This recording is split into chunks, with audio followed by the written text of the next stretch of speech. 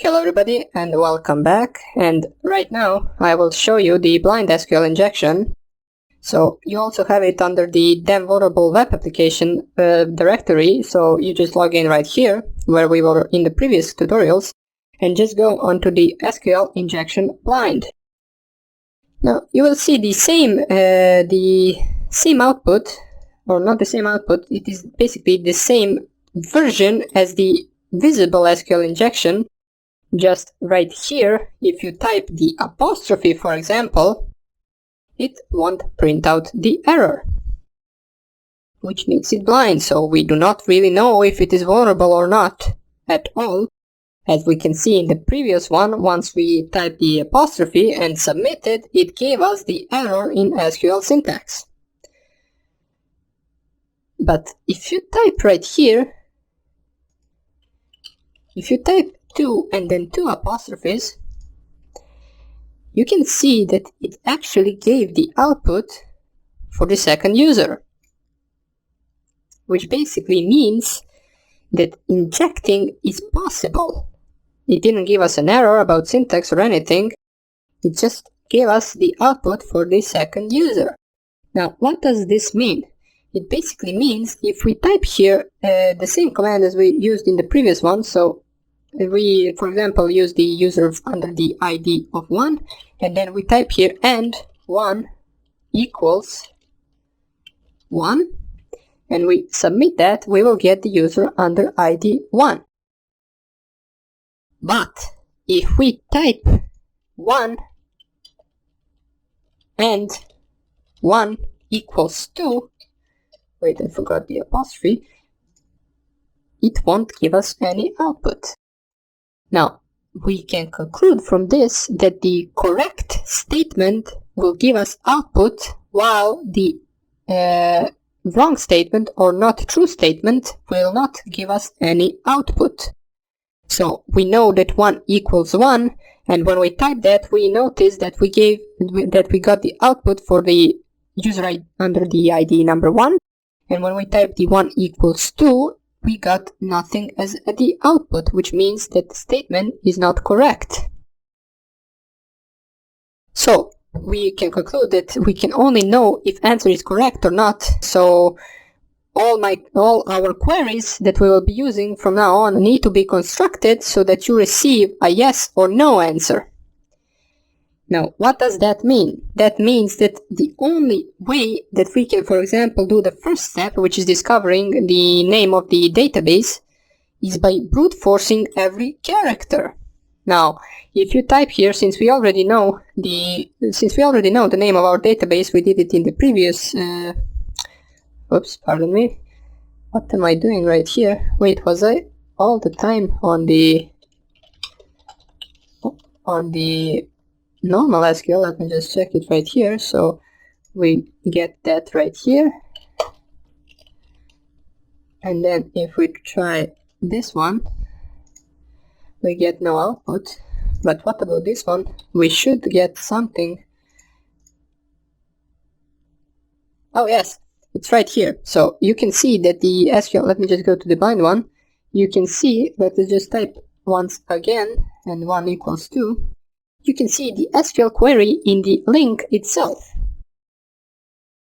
That means that, first of all, this SQL query is sent with the GET request, and second of all, we can see that some of the characters of our query are encoded. For example, this %3d is encoded.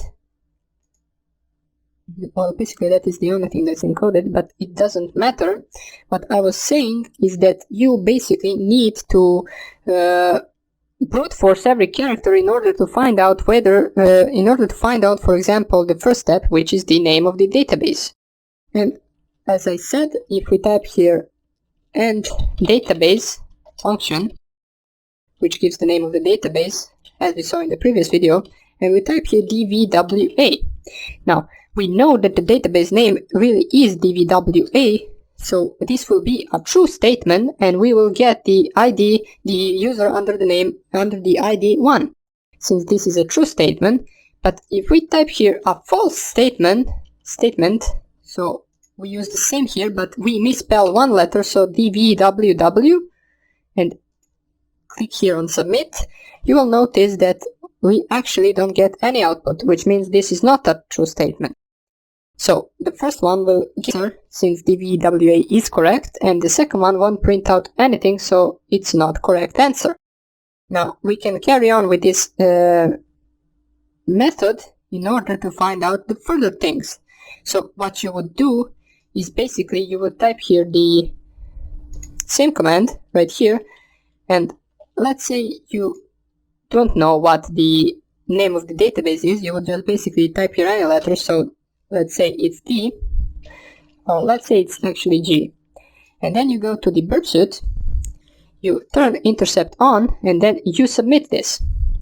You will see that we send this via GET request, and what you want to do is basically, as we can see, this is encoded and our letter is G. And here you would send this, what you would do, let us just go and find that packet. Here it is. What you would do is you would send this packet to the intruder, and then from here you would select only the letter, the first letter, and you would compare the result by the difference in the answer of the length. Now, what I said, basically we did this similar kind of thing in the brute forcing attack, where we actually tried to see which response gets different length.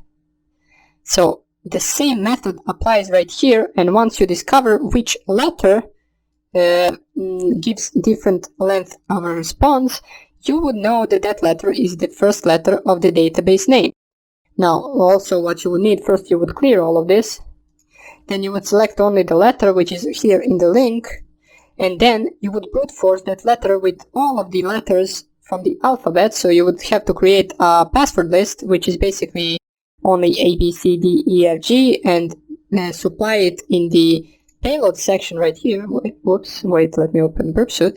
In the payload section right here, you would supply that list with all of those letters, and then once it finishes, you will see the different length of a response for the correct letter.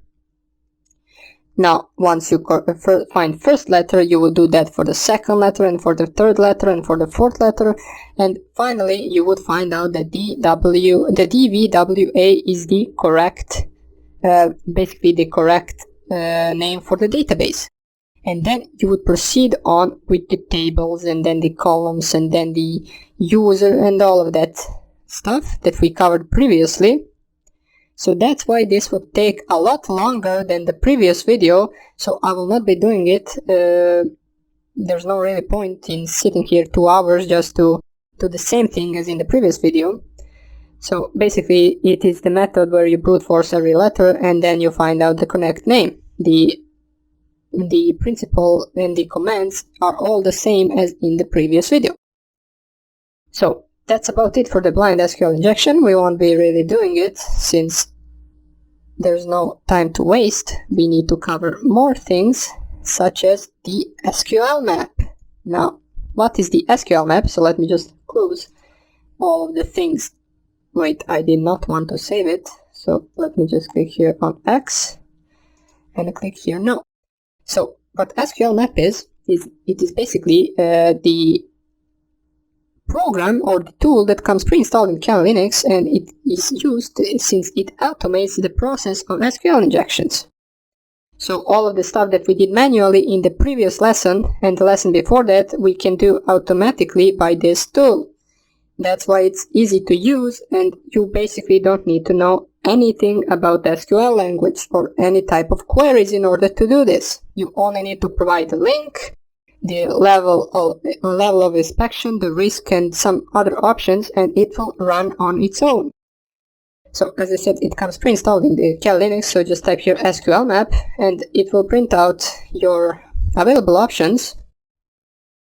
Or wait, it will print out errors, so in order to see our options, just type here --help, and right now we see our available options. So let us scroll up a little bit. What we have here is the verbosity level, then the -u for the URL, so you will always need to specify this. Then what we have is Google Dork, checktor, proxy, so you can set proxy, cookie equals cookie, so you can basically even set the cookie, the data, DBMS, so you can check out all of these options. We won't be covering in the detail since we covered the harder part, which is the manual SQL injection. This is only one command, so we will do it on a specific website, or not website, on a specific page on our virtual machine OWASP. So let me just open up Firefox once again.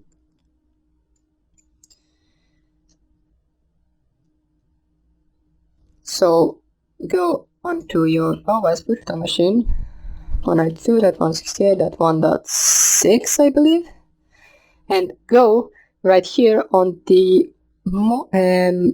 however you spell this out, however you say this, motilde 2. The proxy server is refusing connections. Well, that could be because I closed burpsuit. That's what happens when you think you don't need something and then you actually do need it once again. So let us just open burpsuit real quick. So click here, OK. Then we go here next. Once it opens up, let's wait for it. So next, and we wait for this to open. Now, while this is opening, let me just tell you that the SQLmap can be used both for SQL injection and blind SQL injection, and it can also find table names and columns, and it can extract usernames and their hashed passwords. Also, it can use different techniques of encoding to bypass some of the defenses such as filtering and IPS. And it also can work with the Metasploit framework, which we didn't cover yet and we will cover in the future tutorials. But it is a good thing to know that it is possible to mix these two. So let us continue onto our virtual machine. So let us reload this page. And where you want to go right here is, I believe it is under the OWASP. Let me just try to find it. User info, it could be SQL, or maybe under the web services, and then the rest SQL injection user account management. Nope, it's not right here. I don't know why I thought it was right here. Let us just find it. What about this? Name, username, password. Okay, so it is this page right here. And let's say, since we know that this is vulnerable to the SQL, since it is under the user info SQL, we can just basically try anything right here. So let's just go on and then view account details. You can see that there is not an account under that username and password, of course, but we got the link. So we want to test this website for the SQL injection, for example. You will just copy the link, then you type here SQLmap -u to specify the URL, then apostrophe, so open double apostrophe, then paste the link, close apostrophe, and then what we want to specify is the input that we want to scan. So let's say for this type of scan we want to scan the username input. So you just type here -p, I believe it's -p, let me just enlarge this and see it for myself. So -p test parameters, so testable parameters. We want to test the username parameter, so just type here username. And what we want to do is use also the schema. So we did that in the previous video. I explained what the information schema and all of that is. The P is the specified parameter that we scan. So once you do that, you can also add some of the other options right here if you want to. For example, level of scan, so level of test to perform, default is 1, level of risk, so you can set the risk to be under 3, but I believe it will be more difficult then. Not difficult, but more detectable then. And here, this -- schema, as you can see right here, it says enumerate DBS schema. So if you let this to run, it will take some time, I believe. I don't know if I finished it before, so it will ask you some of the questions. Make sure to read them under when they pop up. So it says right here, it looks like the backend DBMS is MySQL. Do you want to skip test payload specific for other DBMSs? We want to say yes, since I believe it really is the MySQL. So for the remaining tests, do you want to include all tests for MySQL extended provided level 1 and risk 1 values? We want to click here yes. If you don't want, you can specify the level and risk in the command itself. And basically you can let this run and it will automate the entire process of the SQL injection for you. Once it finishes this, basically I believe it will print out the tables and columns and all of that, and you can basically not manually, but you can automatically with a single number choose an option to check out what it found. But I believe this process takes a little bit longer to finish, so we won't be waiting for this to end. We will cut the tutorial right now, and in the next tutorial we will cover the XML injection. We will do it only in the one tutorial, since it is not that important as the SQL injection and as the cross-site scripting attack that we will do after it. So that's about it for this tutorial. You can wait for this to finish if you want to see what other things it will print out or what other questions it may ask you.